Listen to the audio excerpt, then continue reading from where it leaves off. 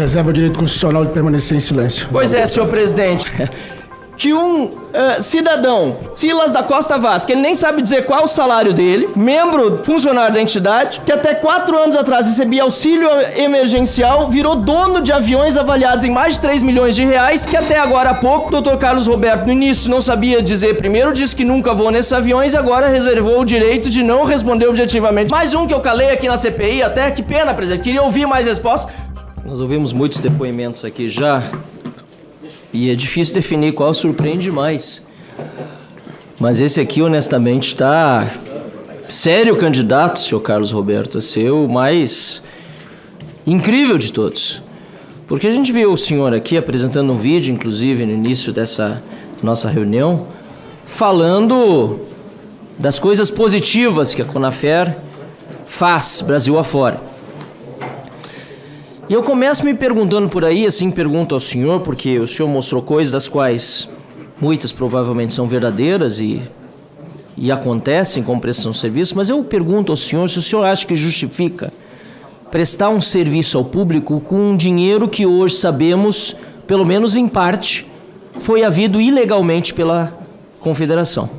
Assim, pelo menos, diz a Polícia Federal. O senhor acha que justifica? A gente não comunga da mesma opinião da Polícia Federal. O senhor acha que justifica sim ou não? O senhor não comunga da opinião da Polícia Federal em relação a quê? Eu não concordo com o seu sim ou não, nobre deputado. Ok, mas o senhor está dizendo que o dinheiro... É muito pouco para responder a sua pergunta. 100% do dinheiro havido pela Conafer foi lícito, é isso que o senhor está dizendo? O que não foi lícito foi reparado, que foi haver reclamação. Só o que foi reclamado foi reparado. Não posso dizer que o outro não foi lícito se não houve reclamação, nobre deputado. Sabe o que é, senhor Carlos Roberto? Eu tenho aqui uma lista, e são milhares de gaúchos que foram afetados. Será que foi os gaúchos que a gente enviou 12 carretas na enchente? A dona Lourdes de Veranópolis... Que a Conafer enviou 12 carretas ao Rio Grande do Sul? Senhor Carlos Roberto, se o senhor acha que enviar enchente, enviar carreta... Silêncio, por favor. Com dinheiro roubado de aposentado é algo que se justifica... O senhor está muito enganado. Porque nós, gaúchos, agradecemos a solidariedade de todo o Brasil. Mas receber solidariedade com dinheiro roubado é absurdo. Então, se o senhor acha que justifica roubar dinheiro de alguém para depois mandar como forma de amenizar a dor de quem está sofrendo na enchente, aí o senhor está debochando do sofrimento do gaúcho. Aí me afeta, senhor presidente. Então, vamos voltar aqui à condição amena, porque eu não gostei desse comentário. Eu tô aqui falando do seu Ari de Não Me Toque, tô falando da dona Cirdes de Harmonia, tô falando da Erna de Westfália, do Nelson de Teutônia, tô falando do Adão de Campeça Serra, poderia falar do cidadão de Birubá, de 15 de novembro, de tantos municípios, Nova Candelária, Cândido Godói, municípios do Rio Grande do Sul, Cerro Branco, em que houve pessoas que reclamaram às autoridades competentes e fizeram BOs da Polícia Civil contra os descontos feitos sem autorização pela Conafer, senhor presidente. E aí eu pergunto, indo além dessa pergunta que pelo visto é retórica, porque o presidente Carlos Roberto, investigado pela Polícia Federal, não quer dar uma resposta objetiva, o senhor disse que durante o período da pandemia o senhor não poderia encontrar 100 pedidos de autorização porque o senhor tinha que buscar as bases. Essa informação confere, senhor Carlos Roberto? Eu me reservo o direito constitucional de ficar em silêncio. Não, mas o senhor disse antes que é porque não pôde buscar nas bases.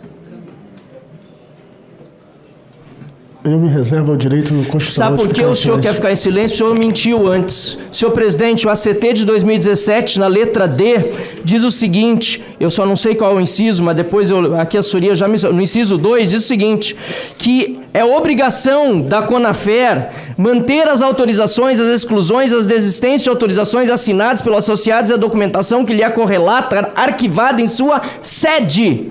Ele não tinha que buscar as bases. Esses documentos estavam todos na sede, de acordo com a ACT, era obrigação dele manter na sede. Então, se ele não mandou esses 100 ACTs, enquanto o relator aqui já denunciou que 50 mil novas associações foram mandadas para o INSS, mas 100 ele não conseguiu juntar para mandar para o INSS quando a fiscalização bateu na porta dele. Porque durante a pandemia teria que buscar nas bases. É mentira, senhor presidente. Por isso reservou o direito de ficar em silêncio agora. Só que ele se contradisse. Eu gostaria que Vossa Excelência anotasse bem isso, porque no início, e dele a chance de se corrigir então, mas no início ele disse que teve que buscar nas bases. É mentira, porque o ACT manda ele guardar na sede. E aí eu queria saber se o senhor tem relação com o senhor André Fidelis, senhor Carlos Roberto. Me reserva o direito constitucional de permanecer em silêncio. Mas eu acho que pro relator o senhor disse que não tinha. E eu queria saber se o senhor conhece essa foto aqui. Já foi respondido. Não, mas pode responder de novo. Sim, foi no ato de criação. Você é na fundação de 2011, quando o ministro era Carlos Lupe, depois Carlos Lupe, que durante o governo Lula, novamente ministro, recebeu essa camiseta de presidente da Conafer. Sim, senhor. Né, no seu gabinete. Ou seja, a vinculação é muito clara. E aí a gente vê que o senhor tem na sua roda aí toda a família reunida. São seus irmãos, um inclusive condenado por improbidade administrativa aqui no TRF desde 2013. A gente vê que há uma série de vinculações aqui com empresas, inclusive de pessoas que são ex-funcionários, que são casados com o Cícero, que é o grande lavador de dinheiro, segundo as investigações da Polícia Federal. E o senhor trata aqui como se fosse um grande empreendimento familiar que recebeu mais de 800 milhões de reais do dinheiro roubado dos aposentados. Trata como se isso tudo fosse algo lícito, algo bom para a sociedade. Eu fico aqui realmente estupefato, senhor presidente. E nós vimos uma série de rifs aqui chegando do COAF, e eu queria perguntar para o senhor, por que o senhor mandou para o escritório do seu parente, irmão Alexandre Eduardo Ferreira Lopes, 1.050.000 reais entre o dia 1º de julho de 2022 e 30 de junho de 2023. Me reserva o direito constitucional de permanecer em silêncio. Por que não mandou para um escritório de qualquer outro advogado? Por que tinha que ser o seu irmão advogado? Depois eu também gostaria de saber do senhor por que a Conafer mandou para a empresa Expresso Serviço de Publicidade 11.327.500 reais, empresa de Samuel Crisóstomos do Bonfim Júnior. Por quê? Eu me reservo o direito constitucional de permanecer em silêncio. Pois é engraçado que o senhor criticou as outras entidades, o senhor disse que não são sérias, como a Conafer, que foram criadas para fraudar. O senhor falou isso no início, em resposta ao relator, viu, senhor relator Alfredo Gaspar? Criticou as outras entidades como se as outras não fossem sérias, mas esse senhor Samuel Crisóstomo, para o qual o senhor mandou 11.327.500 reais, não é nada mais, nada menos do que o irmão da Lucineide, que é diretora da Associação dos Aposentados do Brasil, a AB Dogival, que é uma dessas entidades fantasmas, doutor Alfredo. Então, quer dizer, ele mandou 11 milhões de reais pro Samuel, na sua empresa de publicidade. O Samuel vem a ser nada mais, nada menos do que o irmão da Lucineide, que é parte dessa engrenagem. É por isso que a entidade investigada em fraudes no INSS, ou seja, a Conafer, foi ligada a outra associação com 28 milhões de reais em descontos. E tem várias coisas que não foram respondidas. Por exemplo, o senhor falou que contratou o tal do Zé do Peixe, né? Lá em outubro de 2020 até início de 2021, não foi isso? Pelo menos isso está na apresentação do senhor relator. Me socorra aqui a assessoria. Está aqui. Foi de outubro de 2020 até então dezembro de 2021, certo? Me reserva o direito constitucional de permanecer em silêncio. Não, mas está aqui no contrato. Bom, o senhor vai ficar em silêncio, mas o senhor podia me responder se sabe que o senhor Zé do Peixe, nesse período, uma parte dele, mais de meio ano, foi assessor parlamentar aqui na Câmara dos Deputados. O senhor sabe disso? Me reserva o direito constitucional de permanecer em silêncio. Sabe, então o senhor não sabe que ele era assessor... Não, o senhor não quer responder. E o senhor, por acaso, sabe de quem ele era assessor parlamentar durante esse período? Me reserva o direito constitucional de permanecer em silêncio. Pois é, senhor presidente. Aí tem uma loja de artesanato aqui, que ele disse que até queria instalar no exterior e que fez aqui. É caro o metro quadrado no aeroporto de Brasília, viu, senhor presidente? Para ter uma loja de artesanato. E a gente vê, inclusive, que um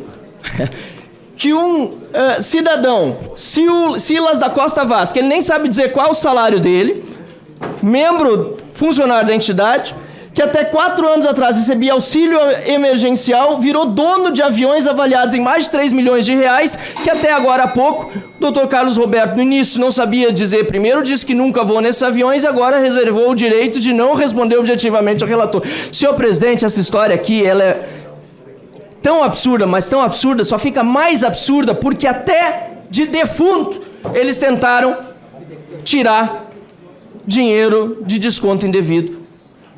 Senhor presidente, isso aqui é um descalabro. E eu falo aqui em homenagem, inclusive, aos gaúchos que sofreram nas enchentes, que foi mencionado aqui pelo senhor Carlos Roberto, porque além da enchente, ainda a desgraça de ser descontado o INSS. Quantos aposentados não perderam suas casas? Não perderam tudo, deficientes físicos, viúvas. E o senhor Carlos Roberto veio aqui dizer, mas nós mandamos carretas lá para o Rio Grande do Sul. Tá, mas carretas com dinheiro roubado dos aposentados gaúchos? É isso?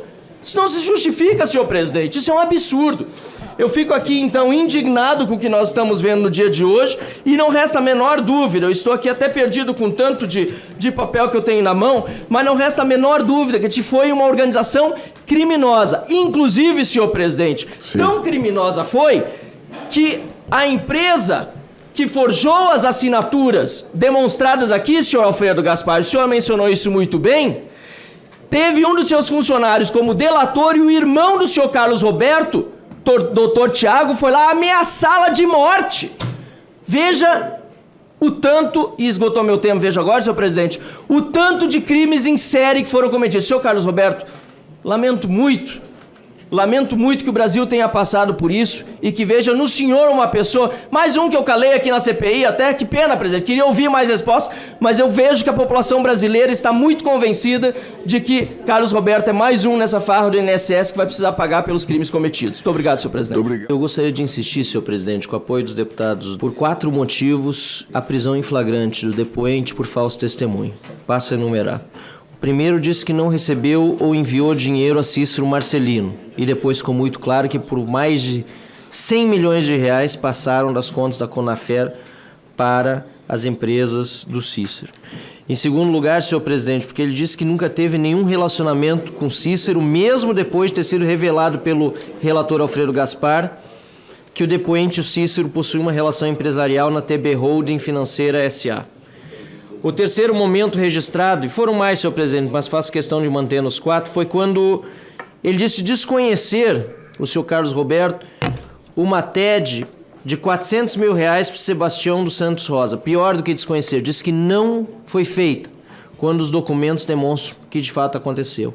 E finalmente, senhor presidente, o depoente afirmou que conhecia os termos do ACT assinado em 2017, mas ao mesmo tempo insistiu na tese de que teve de buscar nas bases durante a pandemia 100 fichas de solicitação de filiação exigidas pelo INSS e por conta da situação pandêmica não pôde fazê-lo quando o ACT, que ele disse conhecer, disse que a guarda das fichas de filiação deve ser responsabilidade da própria entidade e mantidas na sede. Por esses 4 motivos, senhor presidente, requeiro a vossa excelência, com o apoio dos colegas parlamentares aqui presentes, a prisão em flagrante pelo crime de falso testemunho, conforme previsto no artigo 342 do Código Penal Brasileiro. Decreto a prisão em flagrante do depoente pelo crime de falso testemunho.